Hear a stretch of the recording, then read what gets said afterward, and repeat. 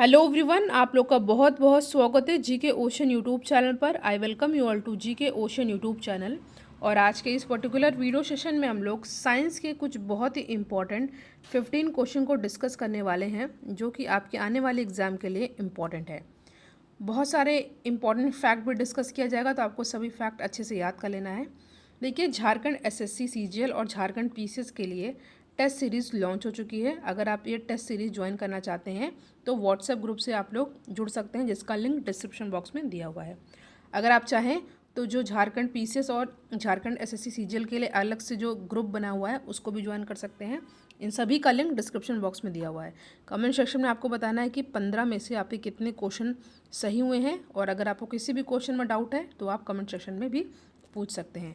तो चलिए हम लोग अपना आज का डिस्कशन स्टार्ट करते हैं। आज का हमारा पहला इंपॉर्टेंट क्वेश्चन है, प्रकाश की तीव्रता नापने के लिए जिस उपकरण का उपयोग किया जाता है उसे हम क्या कहते हैं। तो प्रकाश की तीव्रता नापने के लिए हम लोग लक्स मीटर का यूज़ करते हैं।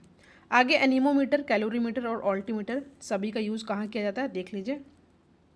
देखिए, एनीमोमीटर वायु वेग मापी यंत्र है और इस यंत्र से हम लोग वायु का वेग मापते हैं। और ऑल्टीमीटर एक प्रकार का वैज्ञानिक यंत्र है जिसका डायल ऊंचाई सूचित करने के लिए फीट या मीटर के रूप में प्रयोग किया जाता है। और कैलोरीमीटर ऊष्मा को मापता है। ठीक है, नेक्स्ट क्वेश्चन है आपके सामने, भारहीनता होती है। ठीक है, तो ये होती है गुरुत्वाकर्षण की शून्य स्थिति में। ठीक है, तो ऑप्शन नंबर 1 हो जाएगा यहाँ पे हमारा सही आंसर। नेक्स्ट क्वेश्चन है आपके सामने, किसी वस्तु का भार क्या होता है। देखिए, 4 ऑप्शन आपके सामने दिया हुआ है। तो किसी वस्तु का भार ये ध्रुवों पर अधिकतम होता है। ठीक है, ध्रुवों पर अधिकतम होता है, ध्यान रखिएगा आप लोग। ऑप्शन नंबर 4 हो जाएगा यहाँ पे हमारा करेक्ट आंसर। और ये क्वेश्चन इंपॉर्टेंट है, ये क्वेश्चन एग्जाम में कई बार पूछा भी गया है। कुछ यहाँ से आपको इंपॉर्टेंट फैक्ट याद कर लेने हैं। देखिए, किसी पिंड का भार ध्रुवों पर अधिकतम होता है, सर्वाधिक होता है, क्योंकि पृथ्वी की सतह पर गुरुत्वाकर्षण बल ध्रुवों पर सर्वाधिक होता है। और कहाँ पर कम होता है ये भी आपको याद कर लेना है, भूमध्य रेखा पर सबसे कम होता है। ठीक है, अगला क्वेश्चन है आपके सामने, किसी पिंड का अधिकतम भार। 4 ऑप्शन आपके सामने दे रखा है, आपके सामने 4 ऑप्शन दे रखे हैं। किसी पिंड का भार अधिकतम जो है कहाँ पर होता है, ये वायु में होगा। तो ऑप्शन नंबर 1 हो जाएगा हमारा यहाँ पे सही आंसर। नेक्स्ट क्वेश्चन है, वायु शक्ति में ऊर्जा का कौन सा रूप विद्युत ऊर्जा में परिवर्तित होता है। तो वायु शक्ति में ऊर्जा का कौन सा रूप विद्युत ऊर्जा में परिवर्तित होता है, तो यह जाएगा गतिज ऊर्जा। ठीक है, काइनेटिक एनर्जी। तो option number 1 is our correct answer. देखिए, वायु शक्ति में वायु की गतिज ऊर्जा को विद्युत ऊर्जा के रूप में परिवर्तित किया जाता है। बहती वायु से उत्पन्न की गई ऊर्जा को हम लोग क्या बोलते हैं, आसान है, पवन ऊर्जा कहते हैं। ठीक है, नेक्स्ट क्वेश्चन है आपके सामने, निम्नलिखित में से कौन सा एक भारत का राष्ट्रीय जलीय प्राणी है। इंपॉर्टेंट क्वेश्चन है, आपके सामने 4 ऑप्शन दे रखा है, खारे पानी का मगरमच्छ, ऑलिव रिडले टर्टल, गंगा की डॉल्फिन या घड़ियाल। तो यहाँ पे हमारा सही आंसर रहेगा गंगा की डॉल्फिन, गैंगेटिक डॉल्फिन।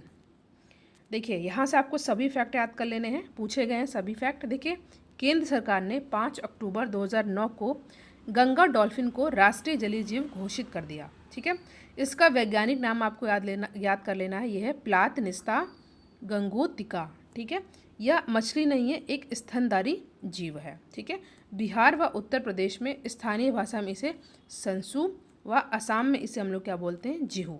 ठीक है, ये सभी फैक्ट आपको यहाँ से अच्छे से याद कर लेने हैं। नेक्स्ट क्वेश्चन है, निम्नलिखित में से कौन सा एक जीव अन्य 3 जीवों के वर्ग का नहीं है। क्या दे रखा है, केकड़ा, बरुथी, बिच्छू या मकड़ी। तो यहाँ पे हमारा सही आंसर आएगा ऑप्शन नंबर 1 केकड़ा। क्यों, देखिए यहाँ पे बरुथी, बिच्छू, मकड़ी तीनों एरा कनीस वर्ग से संबंधित है। ठीक है, एरा कनीस वर्ग से संबंधित है, जबकि केकड़ा जो है कस्ट्रेशा वर्ग के अंतर्गत आता है। अगला क्वेश्चन है आपके सामने कि भारतीय वन्य जीव के संदर्भ में उड्डयन वल्लुगल यानी कि फ्लाइंग फॉक्स भी से हम लोग बोलते हैं कि ये क्या है, चमगादड़ है, चील है, ब्लाक है या गिद्ध है। तो यहाँ पे हमारा सही आंसर हो जाएगा चमगादड़ है। ठीक है, बैट है। देखिए, भारत में चमगादड़ की कुल 119 प्रजातियाँ पाई जाती हैं, जिसमें से केरल में ही 28 प्रजातियां पाई जाती हैं। देखिए जल्दी से आप लोग फैक्ट रिवाइज कर लीजिए। मैं हमेशा आपको कहती हूँ तिरुवनंतपुरम है यहाँ की कैपिटल, तिरुवनंतपुरम ही यहाँ का सबसे बड़ा शहर है। जैक फ्रूट यहाँ का स्टेट फ्रूट है। और बात की जाए यहाँ पे नेशनल हेरिटेज, यहाँ पे जो स्टेट हेरिटेज एनिमल है वो क्या है, स्टेट है, याद रखिएगा, नेशनल नहीं। तो ये है एलिफेंट। और या ये भी याद कर लीजिए कोकोनटिंग, नारियल के उत्पादन में ये नंबर 1 पर आता है। ठीक है, इतना आपको अच्छे से याद कर लेना है। आसान है बट फिर भी रिवाइज के लिए आपको याद कर लेना है। मच्छरों के नियंत्रण हेतु प्रयोग आने वाली कीटभक्षी मछली कौन सी है? तो ये कौन सी हो जाएगी, ये है गैबूसिया। ठीक है, ऑप्शन नंबर 3 हो जाएगा हमारा यहाँ पे सही आंसर।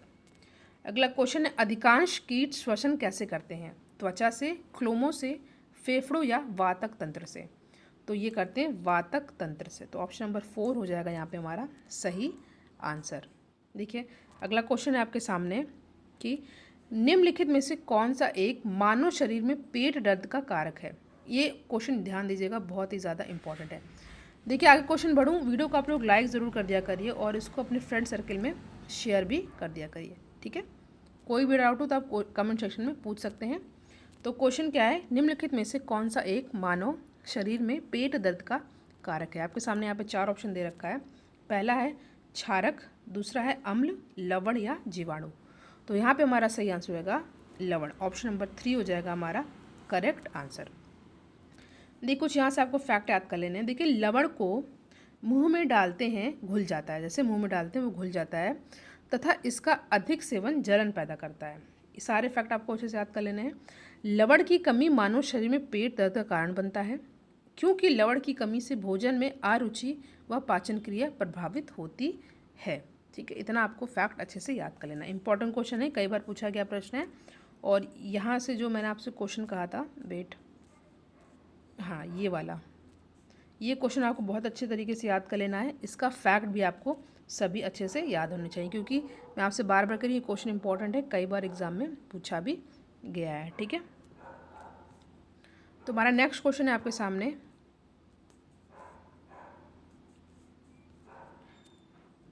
लैक्टोज के जल अपघटन से क्या प्राप्त होता है? आपके सामने यहाँ पे 4 ऑप्शन है, ग्लूकोज, मैनूज, ग्लूकोज, ग्लैक्टोज, फ्रक्टोज या ग्लैक्टोज, ग्लूकोज या फ्रक्टोज। तो यहाँ पे हमारा सही आंसर होगा ग्लूकोज एंड, क्या हो जाएगा, ग्लूकोज एंड यहाँ पे ग्लूकोज एंड ग्लैक्टोज। ठीक है, ऑप्शन नंबर 2 हो जाएगा हमारा यहाँ पे सही आंसर। नेक्स्ट क्वेश्चन है, हाइड्रोजन को जलाने से क्या बनेगा? ऑक्सीजन, राख, मिट्टी या पानी? ये भी क्वेश्चन बहुत इंपॉर्टेंट है। तो हाइड्रोजन को जलाने से, जिसका सिंबल H होता है हाइड्रोजन का, इसको जलाने से हमें क्या मिलता है? पानी मिलता है। ठीक है, पानी, वाटर। यहाँ से भी आपको कुछ इंपॉर्टेंट फैक्ट अच्छे से याद कर लेना, जैसे कि देखिए हाइड्रोजन ऑक्सीजन से अभिक्रिया करके जल बनाता है। ठीक है, और यह अभिक्रिया विस्फोट के साथ होती है, जिसमें बहुत अधिक मात्रा में ऊष्मा उत्पन्न होता है। ये अच्छे से फैक्ट आपको याद कर लेना है। हाइड्रोजन ऑक्सीजन से अभिक्रिया करके जल बनाता है और यह अभिक्रिया विस्फोट के साथ होती है, जिससे बहुत अधिक मात्रा में ऊष्मा उत्पन्न होती है। नेक्स्ट क्वेश्चन है आपके सामने, निम्नलिखित में से ब्रह्मांड में कौन सा सर्वाधिक पाया जाने वाला तत्व है? हाइड्रोजन, ऑक्सीजन, नाइट्रोजन या कार्बन? तो यहाँ पे हमारा सही आंसर जाएगा हाइड्रोजन। ठीक है, ब्रह्मांड में सर्वाधिक पाया जाने वाला तत्व कौन सा है? हाइड्रोजन। कुछ यहाँ से आपको इंपॉर्टेंट फैक्ट अच्छे से याद कर लेने हैं। देखिए ब्रह्मांड में सर्वाधिक पाया जाने वाला तत्व है हाइड्रोजन। ठीक है, क्योंकि सूर्य तथा अधिकांश तारों का आधे से अधिक भाग इसी से निर्मित होता है। और हाइड्रोजन को भविष्य का ईंधन भी कहा जाता है, ये आपको अच्छे से याद कर लेना है। और पृथ्वी के वायुमंडल में सर्वाधिक मात्रा में नाइट्रोजन पाई जाती है, 78% लगभग नाइट्रोजन का सिंबल N होता है। ठीक है, आज का हमारा आखिरी क्वेश्चन है, कार्बन की मात्रा अधिकतम होती है। ठीक है, कार्बन की मात्रा अधिकतम होती है किसमें? ठलवा लोहे में, पिटवा लोहे में, स्टील में या मिश्र धातु स्टील में? तो यहाँ पे हमारा सही आंसर होगा। देखिए मैंने आपसे कहा था कि एक क्वेश्चन आपको कमेंट सेक्शन में देना है, तो इस क्वेश्चन का आंसर आपको कमेंट सेक्शन में दीजिए। ठीक है, और 15 में से आपके कितने क्वेश्चन सही हुए कमेंट सेक्शन में ज़रूर बताइएगा। और टेस्ट सीरीज़ ज्वाइन करने के लिए आप लोग व्हाट्सएप ग्रुप से जुड़ सकते हैं, जिसका लिंक डिस्क्रिप्शन बॉक्स में दिया हुआ है। देखिए साइंस के, मैथ्स, रीजनिंग, करंट अफेयर और जीके के क्वेश्चन के प्लेलिस्ट बनी हुई हैं, आप लोग उन वीडियोज़ को ज़रूर देखिएगा, रिवाइज़ करते रहेगा। रीजनिंग के तो 50+ वीडियो चैनल पर ऑलरेडी अपलोडेड है। Thank you so much for watching. Video को आप लोग लाइक एंड शेयर ज़रूर करिएगा। नेक्स्ट पार्ट इसका जल्दी चैनल पर अपलोड होगा। Thank you.